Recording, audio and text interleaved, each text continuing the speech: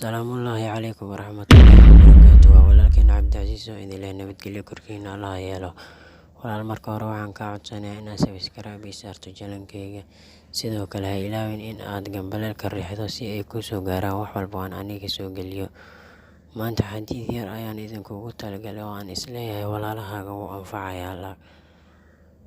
Rasuulka salawaatullaahi wasalaamu calayh, nabigeena nabadgelyo korkiisa Allah ha yeelo, nabadgelyo naxariis korkiisa Allah ha yeelo, wuxuu leeyahay: man sallaa calaya warafaca sawtahu wajaba shafaacati.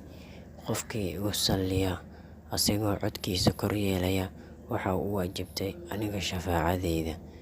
Rasuulka salawaatullaahi wasalaamu calayh, sidaan wada ogsoonnahayna, wuxuu ku dhawaaqo waa run oo way dhici doonaan maalinta qiyaamo.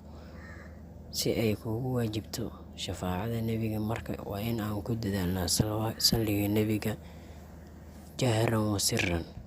Nabiyullaahi Maxamed calayhi salaatu wasalaam salligiisa waxyaabo badan oo maqaam lagu gaaro ayuu ka mid yahay. Salliga maqaamaad kale ayuu leeyahay, laakiin marar kale ayaan ka hadli doonaa. Maanta cashirkeena intaas ayuu ku sameeyaa. Wassalaamu calaykum waraxmatullaahi wabarakaatuh. Aad ayaan idin jeclaa walaalaha kala sii gaara.